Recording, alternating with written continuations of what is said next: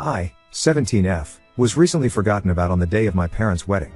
My parents have been together for about 25 years, but they never actually got married. That's why when my dad, 50 meters, proposed to my mother 49F on their anniversary, which they have always celebrated on the date my mother found out she was pregnant with my eldest sister, even tough they were already together before, everyone, including me, was elated and celebrated the occasion with great joy. This happened all the way back in February. They immediately jumped into wedding planning, deciding very early on a small event in Hawaii with just the closest family and friends for an intimate ceremony. Almost immediately my mother asked my sister, 25F, to be her maid of honor, and my dad asked my brother, 22 meters, to be his groomsman. I wasn't surprised or offended by this. My sister had always been a mommy's girl and they both enjoyed spending time with each other, shopping and socializing, so they had a very close bond, and the same goes for my father and brother. They always played football together and messed around with cars. My father even trained my brother's team for a while in middle school. That had always left me as the odd one out. I tried to insert myself on my family's hobbies and groups that they had within our home, but was always rebuffed. Maybe they could sense that my interest on their activities wasn't all that genuine, or maybe they just didn't care. Either way, I was used to being the last and least important member of my family. Mom had sis and dad had bro. My parents had each other, and my two siblings were closer to each other than they ever were to me, leaving me very lonely and isolated in my own home. During the preparation for the wedding, initially it was suggested that I be the flower girl, but my sister thought that role would be more appropriate for her daughter, 3F, so that idea was quickly tossed away. Later on, my maternal grandmother suggested that I might read a poem or do a little bit of a speech during the ceremony, but both my parents refused because they wanted the wedding to be low-key, and they didn't think a cheesy and sappy speech would fit their vision, their literal words. I was still okay with all of this, even though it hurt to know I would be the only member of the family to not actually be part of the wedding party or have any role at all on the day. As the day approached, my parents and siblings got more and more caught up on all the wedding planning. I noticed my mom didn't invite me dress shopping, and that whenever they would have discussions about the venue or the event, I was left out, so I decided to see if they would realize that I wasn't being involved at all and kept quiet, waiting for them to ask me something, anything, about the wedding, but that never happened. The wedding was set for 3 weeks ago, the end of August. The day before the departure, my mother casually asked if I had my luggage ready because we couldn't be late to the airport. I bluntly told her that I hadn't prepared anything. She got confused for a second and then snapped at me for not being prepared. I then asked her if I even had a ticket, and her face went pale. Yep, they hadn't even bought me a ticket, and I'm not even sure if I had a room or any accommodations once there. Even though I was the only person in my family without unstable income, I work as a part-time babysitter. My parents had bought first-class tickets for my siblings and a couple other friends that were attending the wedding but had forgotten me. My mom told me not to make a big deal out of it and that they can just find me a low-cost ticket last minute from a cheap airline, but I just replied by asking her, then what? Do I even have a dress for the ceremony? She went with sis to buy hers and all the other female guests months ago, but I wasn't included. That's when my father came in and just told me to suck it up and that I've never been a girly girl, so I could just wear whatever. I got mad at this because, even though I'm not the most feminine girl on the planet, I would have loved to be included in such an important part of my parents' wedding, and it was about the fact that I was excluded for literally everything that had been going on for months. We all got into a fight with them, calling me entitled and accusing me of making myself small intentionally so they would forget me, like that is a valid excuse for ignoring a child. They ended up telling me that if I was going to keep this attitude I might as well skip the whole thing altogether, to which I responded with a defiant fine and went to my room. Next morning they all left for Hawaii without me. The ceremony was really small, but they all posted loads of pictures on Insta and Facebook about how perfect and magical that whole week was being. People realized quickly that I wasn't in any of the photos and asked my parents why, to which they replied that unfortunately I had caught COVID before the trip and had to stay behind. My blood boiled at this. I don't know why this was the straw that broke the camel back for me, but it was. I decided to take a COVID test and published a picture of myself holding the negative test and captioned it, "Not sick at all, just forgotten." I tagged everyone that had questioned my absence from the trip and the wedding in the picture, and, for good measure, also every person invited to it. I also wrote in the comments about how my parents had literally forgotten about anything to do with me until the day before parting and how they actually uninvited me. Most people were on my side and others couldn't believe it and thought there must be something more to the story than what I was saying, but one thing is for certain. I completely ruined my parents' wedding, and their day was overshadowed by my confession. At first I felt quite satisfied with myself for standing up on my own butt, after a barrage of messages from my family calling me every name in the book, and later, when they came back, them furiously attacking me for my immature actions and my spoiled behavior, my pride deflated quickly, and I began to feel awful. I hate my family, and I hate being in this house, but I'm a minor and can't leave just yet. I do feel like I could have handled the situation better though, and now I feel so depressed that I'm second guessing everything I did, from not speaking up before to the way I exposed them. I also feel guilty for the lack of connection between all of my family and me, and maybe I could have done more? So Ada for ruining my parents' wedding, when they forgot about me. Update 1. A few days ago I could barely find the energy to get out of bed, and my family's comments had made me really believe that I was guilty for all that had passed, but After seeing the responses to my post and all the support you guys were giving me, I felt somewhat reaffirmed in my actions and feelings towards my family. I'm still fighting the feelings of guilt and depression, but whenever I start to spiral I think on how much this community of strangers has had my back, and I try to calm myself down with your words. Thanks to your input and advice I finally decided to call my grandma and tell her the full story. Just to clarify a point before going on, I said this in the comments, but I feel like I should put it here also. My grandma 77F did not attend the wedding. She lives several states away and has mobility issues, so she doesn't travel anymore. We went to visit her around Easter, and that's when she commented that I might read a poem at the ceremony, but that was the last time I saw her in person before all this. She's always been very loving to me and has called out my parents in the past for their favoritism, but it's hard for her to play a more active role in my upbringing since she lives so far, and I am always worried about bothering her due to her age and health condition. She had a minor stroke a few years back and is now back to normal, but I still worry. Anyway, I called her and laid out everything that had happened with the wedding and how my parents didn't even buy me a ticket to go with them. She came to the same conclusion that most commenters did when I told her that it was simply impossible, that they had forgotten and that they did it on purpose. I cried on the phone with her, laying out how I was feeling, how this has been going on forever, how I feel in the aftermath, and most importantly about my need to get out. She was extremely sweet and comforting to me and told me that I had nothing else to worry about because she had my back 100%, and told me to take it easy but make plans for my future and that she'd help me. After that conversation, which lasted about 2 hours, I felt better, and I decided to listen to her and start moving to figure something out for the next school year. I have a friend who is going to lease a studio next to our future campus. She has a great relationship with her parents, but she has 5 younger siblings and wants to be more independent, so that's why she decided to move out. I asked her if I could move in with her temporarily and that I would pay her rent as soon as I got a job. She immediately accepted and told me not to worry about rent or anything else until I was in a better position, and we had a good cry together when I told her all about my parents' wedding incident. So this all happened a couple days ago, and I was planning on doing the update then, but my grandma called my parents and my siblings to lecture them about how they were treating me. My brother just sent me a text afterwards with a half-hearted apologize, saying that he didn't know I wasn't included and that he just thought I wouldn't have fun on the trip, and then I posted the pic just to create drama. My sister on the other hand berated me and told me that I kept trying to make public my own problems and pinning them on my family when they are all innocent.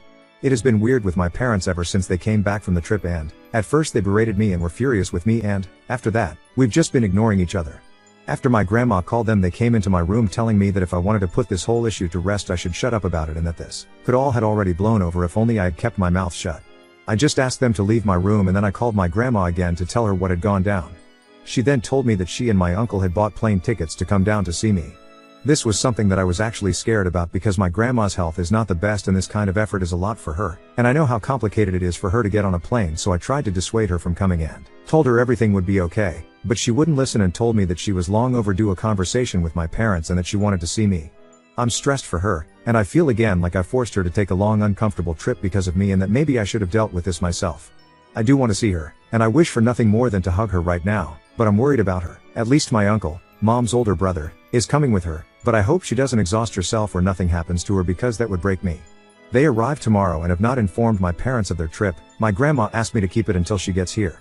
I hope she is able to make my parents see the mistake in their actions, or, at the very least, help me break the news to them that I'm moving out very soon, and I plan on being no contact with them. I don't know, I'm worried about her having to do so much for me and bothering her, but I also appreciate and love her so much for doing all this for me. Update 2. So my grandma called me to tell me she was coming here to see me and help me out.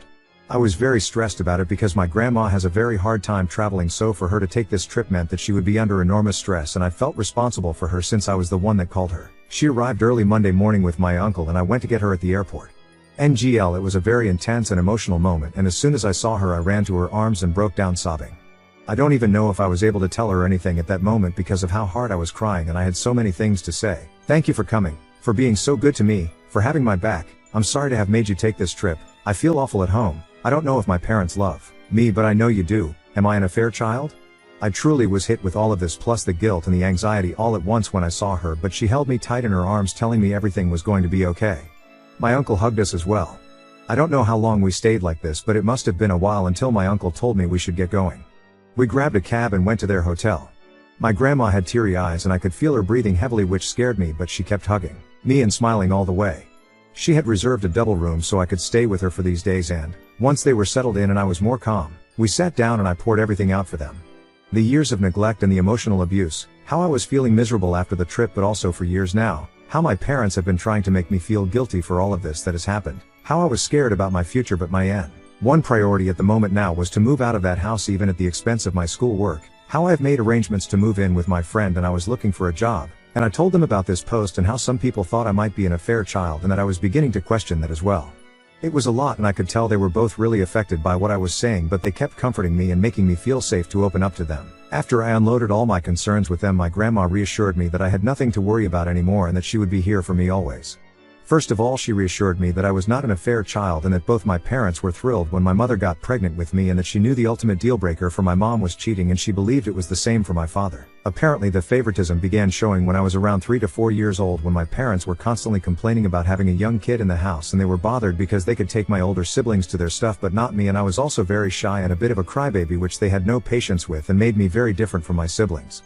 She told me that she knew that my parents had saved more than enough for my college. They're really well off, so that had never been a concern for me until now, thinking they might pull the funds away from me for my education, but that if they tried to not pay for my schooling she would take care of it and that she just wouldn't let me drop out because of money concerns. She also told me she would help me with rent and an allowance to move out. She was very generous and I thanked her for it all, but I also told her that this experience had been eye-opening in the sense that I never realized how privileged I had been economically all my life. For all their faults, my parents have pampered me, money-wise, all my life. I went to private school, I have a rather large monthly allowance, I've had a card for years now and they have never objected to any of my expenses. Seeing the stories here, I realized how good I've had it so far and how being dependable on them all my life made me so exposed to losing everything. And I want to be independent now, not just from my parents, but from everyone. I feel like I need to learn to stand up on my own. Writing this and having just read all the stories of people in truly awful situations makes me feel like I've been a spoiled brat all my life. TBH. She insisted on me accepting my help until I don't need it anymore, and I accepted that, but will look for a job and try to make it out on my own.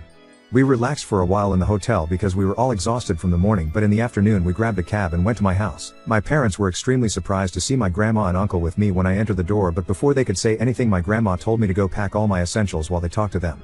I rushed upstairs and I could hear my grandma and uncle berating my parents for all that they had put me through. At first I also heard my parents trying to defend themselves, but eventually they quieted down. When I came downstairs with 2 suitcases and my backpack full to the brim with everything important that I had in my room, they were all in the living room. My father was beet red and my mother was sobbing like a child, and when she saw me she extended her arms on my direction saying she was sorry, but I just said save it with the coldest tone I could muster, and my dad said that I didn't have to be jerked, to which both my uncle and grandma told him to shut up. I left the house at that moment and waited for the cab outside. In the hotel my grandma reassured me that I wouldn't have to go back to them and that they told her my college tuition was never in question for them and that they had planned to throw me an extravagant birthday party to make up for the wedding mess and were going to be giving me a car as an apology for everything. But my grandma was having none of that BS because it was pretty obvious to her that they were only trying to save face, and they were coming up with these things on the fly, and that a party and a car would not make up for all that they have put me through. Apparently the moment that broke my mother was when she told her that I had even questioned my paternity, and she started crying then, but my grandma told her that what else could they expect when they had excluded me repeatedly from all family events since I was a child. She told me that she would make sure they made the payments to my school unless I preferred to completely cut ties with them and have her pay until I can pay myself, and I asked her to do that.